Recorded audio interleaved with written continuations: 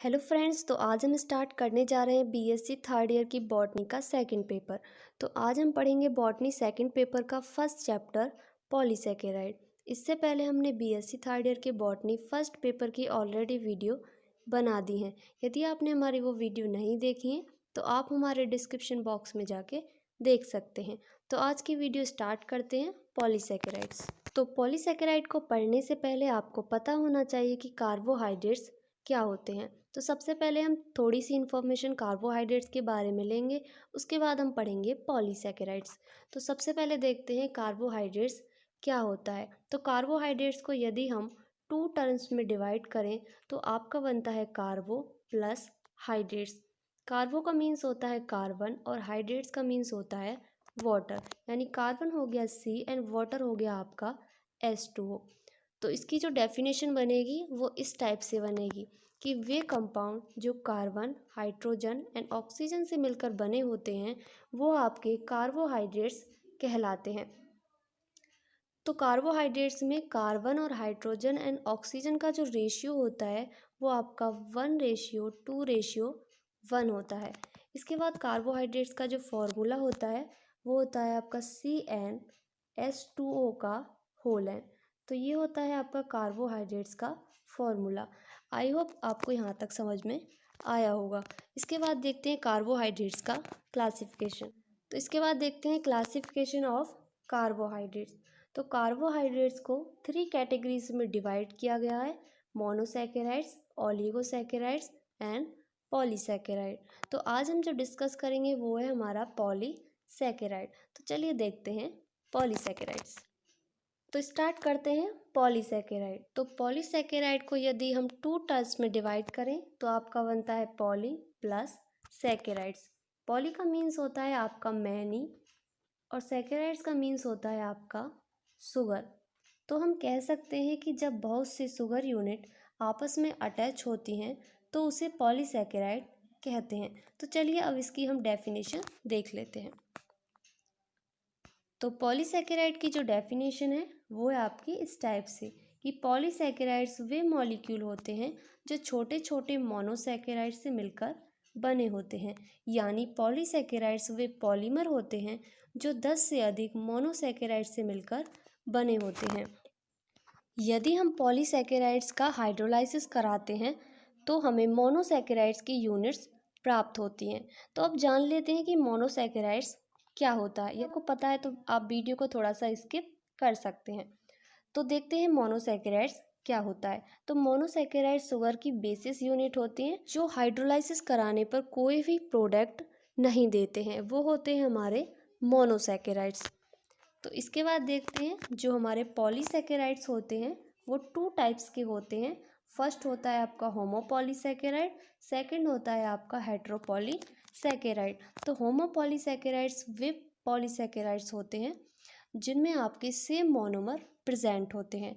हेट्रोपॉलीसैकेराइड्स आपके वे पॉलीसैकेराइड्स होते हैं जिनमें आपके डिफरेंट डिफरेंट टाइप के मोनोमर प्रेजेंट होते हैं। तो होमोपॉलीसैकेराइड्स को भी 2 कैटेगरीज में डिवाइड किया गया है। फर्स्ट है आपकी स्ट्रक्चर और सेकंड है आपकी स्टोरेज। तो स्ट्रक्चर होमोपॉलीसैकेराइड की जो एग्जांपल है, फर्स्ट है आपका सेलुलोज, सेकंड है आपका काइटिन। इसके बाद जो स्टोरेज होमोपॉलीसैकेराइड के एग्जांपल हैं वो है आपका ग्लाइकोजन और सेकंड है आपका स्टार्च। तो आज हम बात करेंगे starch, cellulose, chitin and glycogen. तो सबसे पहले देखते हैं स्टार्च। तो स्टार्ट करते हैं स्टार्च। तो फर्स्ट पॉइंट है आपका स्टोरेज होमोपॉलीसैकेराइड, यानी स्टार्च जो होते हैं वो आपके स्टोरेज होमोपॉलीसैकेराइड्स होते हैं। इसके बाद आता है अल्फा डी ग्लूकोज, यानी स्टार्च में अल्फा डी ग्लूकोज के पॉलीमर का यूज़ किया जाता है। इसके बाद आता है नेक्स्ट, इसमें 2 टाइप्स के कंपोनेंट्स मिलते हैं। फर्स्ट है आपका एमाइलोज, सेकंड है आपका एमाइलोपेक्टिन। तो सबसे पहले देखेंगे हम एमाइलोज, उसके बाद देखेंगे एमाइलोपेक्टिन। यदि आप चाहें तो साथ के साथ नोट्स भी बना सकते हैं। तो सबसे पहले देखते हैं एमाइलोज। तो जो एमाइलोज होते हैं वो अनब्रांच्ड होमोपॉलीसैकेराइड्स होते हैं, यानी जो एमाइलोज होते हैं वो अनब्रांच्ड पॉलीसैकेराइड्स होते हैं, यानी उनमें कोई भी ब्रांच प्रेजेंट नहीं होती है। इसमें अल्फा डी ग्लूकोज के जो मॉलिक्यूल्स होते हैं वे एक सीधी पॉलीमर चेन में लगे होते हैं जो बॉन्ड से जुड़ी होती हैं। इसके बाद आता है नेक्स्ट कि अल्फा 1,4 बॉन्ड प्रेजेंट, यानी एमाइलोज में अल्फा 1,4 बॉन्ड प्रेजेंट होते हैं। इसके बाद देखते हैं एमाइलोपेक्टिन। नेक्स्ट है आपका एमाइलोपेक्टिन। तो एमाइलोपेक्टिन आपके ब्रांच्ड पॉलीसैकेराइड्स होते हैं, यानी इनमें बहुत सी ब्रांच निकली हुई होती हैं। इसमें अल्फा डी ग्लूकोज के मॉलिक्यूल एक सीधी पॉलीमर चेन नहीं होती है, यानी उसमें ब्रांचेस निकली हुई होती हैं। इसके बाद आता है next alpha 1,4 bond and alpha 1,6 bond, यानी एमाइलोपेक्टिन में alpha 1,4 bond and alpha 1,6 bond भी प्रेजेंट होता है। तो इसके बाद देखते हैं एमाइलोज की स्ट्रक्चर एंड एमाइलोपेक्टिन की स्ट्रक्चर। तो इसके बाद देखते हैं स्ट्रक्चर ऑफ एमाइलोज। तो ये है आपकी स्ट्रक्चर ऑफ एमाइलोज, यानी एमाइलोज की स्ट्रक्चर। तो सबसे पहले आपको अल्फा डी ग्लूकोज के 2 मॉलिक्यूल्स लेने हैं और उनकी स्ट्रक्चर बना लेनी है। तो ये अल्फा डी ग्लूकोज की स्ट्रक्चर है और ये भी अल्फा डी ग्लूकोज की ही स्ट्रक्चर है। इसके बाद यहाँ से आपको H2O रिमूव कर देना, यानी यहाँ से आपका H2O रिमूव हो जाएगा। तो आपका यहाँ पे बचेगा O, जो होगा आपका अल्फा 1,4 बॉन्ड। तो यहाँ पे अल्फा 1,4 बॉन्ड ही क्यों बनेगा, अल्फा 1,5 बॉन्ड क्यों नहीं बनेगा? क्योंकि आप देखिए यहाँ पे है 1 2 3 4 5 6 कार्बन, यहाँ पे भी है 1 2 3 4 5 6 कार्बन। क्योंकि यह बॉन्ड 1 कार्बन एंड 4 कार्बन के बीच में बन रहा है, इसलिए हम इसे कहेंगे अल्फा 1,4 बॉन्ड। आई होप आपको एमाइलोज की स्ट्रक्चर समझ में आ गई होगी। तो इसके बाद देखते हैं हम स्ट्रक्चर ऑफ एमाइलोपेक्टिन। तो इसके बाद देखते हैं हम स्ट्रक्चर ऑफ एमाइलोपेक्टिन। तो एमाइलोपेक्टिन के अंदर 2 बॉन्ड बनते हैं, जबकि एमाइलोज के अंदर 1 बॉन्ड बना था अल्फा 1,4 बॉन्ड, और एमाइलोपेक्टिन के अंदर आपके 2 बॉन्ड्स बनेंगे alpha 1,4 bond and alpha 1,6 bond. Amylopectin आपका ब्रांच्ड पॉलीसैकेराइड्स होता है, तो इसलिए हम इस स्ट्रक्चर में ब्रांच फॉर्म को भी देखेंगे। तो सबसे पहले आपको क्या करना है कि अल्फा डी ग्लूकोज के मॉलिक्यूल की 3 स्ट्रक्चर बना लेनी है। उसके बाद क्या करना है, यहाँ पे हम ब्रांच फॉर्म को भी देखेंगे, तो यहाँ पे आपको एक ब्रांच फॉर्म भी बना लेनी है, यानी आपको 1/4 अल्फा डी ग्लूकोज के मॉलिक्यूल की स्ट्रक्चर भी बना लेनी है। जब आप ये 4 स्ट्रक्चर बना लेते हो तो आपको सबसे पहले यहाँ से क्या रिमूव होगा, हमारा H2O। तो यहाँ से हम करेंगे H2O रिमूव। तो और यहाँ से भी आपका होगा H2O रिमूव। तो जब यहाँ से H2O रिमूव हो जाएगा तो यहाँ पे बचेगा आपका O एंड यहाँ पे भी बचेगा आपका O।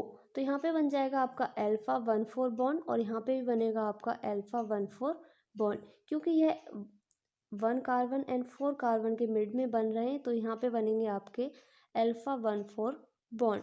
और यहाँ से भी आपका निकलेगा H2O रिमूव हो जाएगा, तो यहाँ पे बचेगा आपका O। तो यहाँ पे बनेगा आपका अल्फा 1,6 बॉन्ड, क्योंकि यह 1 और 6 कार्बन के मिड में बन रहा है। आई होप आपको ये स्ट्रक्चर समझ में आ गई होगी। यदि आपको ये स्ट्रक्चर समझ में नहीं आई है तो आप हमारे कमेंट बॉक्स में बता सकते हैं, हम इनके स्ट्रक्चर की आपको एक अलग से वीडियो प्रोवाइड कर देंगे। तो इसके बाद देखते हैं नेक्स्ट। तो नेक्स्ट है आपका ग्लाइकोजन। तो फर्स्ट है आपका स्टोरेज होमोपॉलीसैकेराइड। तो ग्लाइकोजन जो होता है वो आपका स्टोरेज होमोपॉलीसैकेराइड्स होते हैं। इसके बाद आता है नेक्स्ट, तो एनिमल स्टार्च, यानी ग्लाइकोजन को हम एनिमल स्टार्च भी कहते हैं, क्योंकि यह एनिमल की बॉडी की सेल में कार्बोहाइड्रेट्स के रूप में प्रेजेंट होते हैं। यानी जो ग्लाइकोजन होते हैं वो एनिमल की बॉडी की सेल में कार्बोहाइड्रेट्स के रूप में मिलते हैं। नेक्स्ट है आपका अल्फा डी ग्लूकोज, यानी ग्लाइकोजन में भी अल्फा डी ग्लूकोज के पॉलीमर का यूज़ किया जाता है। नेक्स्ट है आपका ब्रांच्ड पॉलीसैकेराइड, यानी ग्लाइकोजन भी एमाइलोपेक्टिन की तरह ब्रांच्ड पॉलीसैकेराइड्स होते हैं। नेक्स्ट है आपका alpha 1,4 bond and alpha 1,6 bond present, यानी ग्लाइकोजन में alpha 1,4 bond and alpha 1,6 bond present होते हैं।